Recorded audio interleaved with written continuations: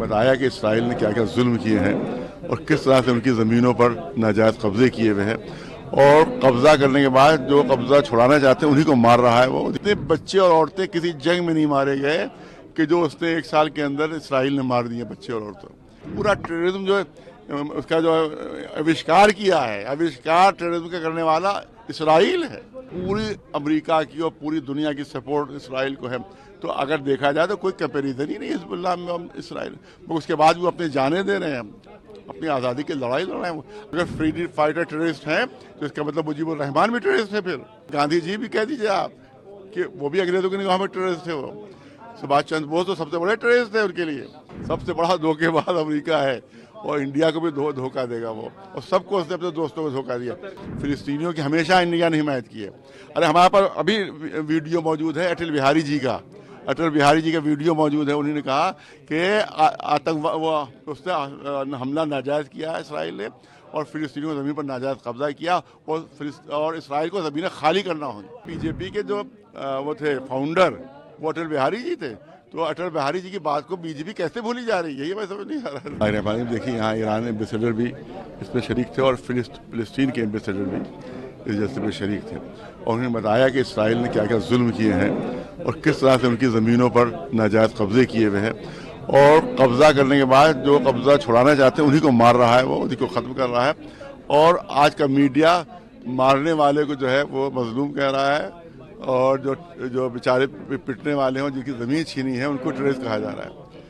आप देखिए 45,000 फिलिस्तीनियों को मार दिया, जिसमें मेजॉरिटी बच्चों और औरतों की थी, जिसमें 1-1 महीने के बच्चे थे, उनको मारा इसराइल ने। उसके बाद मीडिया जो है वो फिलिस्तीन मरने वालों को टेररिस्ट कह रहा है।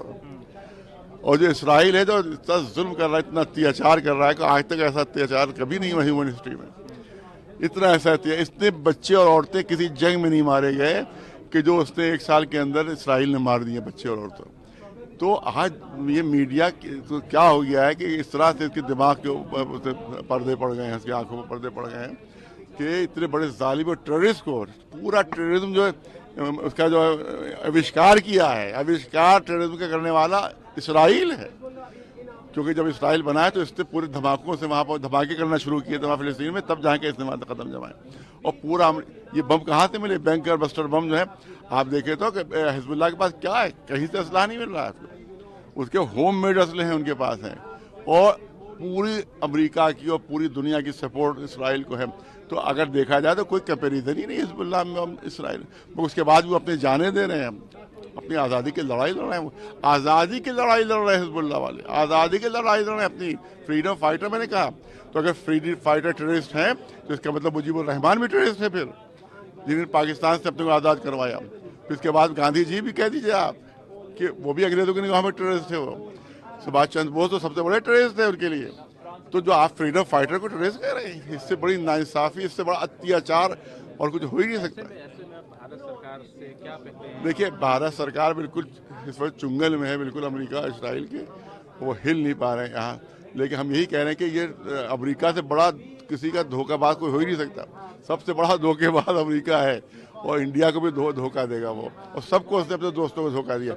हाँ, बिल्कुल सतर्क रहने की जरूरत है। अमेरिका से बड़ा दगाबाज कोई नहीं है, उससे बड़ा मक्कार कोई नहीं है, और सबसे बड़ा धोखेबाज अमेरिका है। उससे बहुत बच के रहना चाहिए, हमेशा उसने धोखा दिया है। और लिहाजा हम सोच सकते हैं कि जो दोस्त मुल्क उसके हैं, मसलन अरब मुल्क है, उनको अपने साथ रखे, और ईरान उनको साथ रखे, जो उसके दोस्त उनको अपने साथ रखे। फिलिस्तीनियों की हमेशा इंडिया ने हिमायत की है।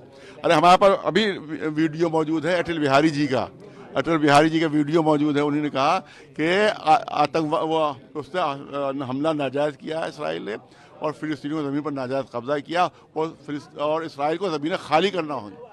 तो ये तो बीजेपी के जो वो थे फाउंडर वो अटल बिहारी जी थे, तो अटल बिहारी जी की बात को बीजेपी कैसे भूली जा रही है, यही मैं समझ नहीं आ रहा है। क्योंकि कभी भी अटल बिहारी जी ने इसराइल की हिमायत नहीं की है, हमेशा फिलिस्तीनियों की हिमायत की।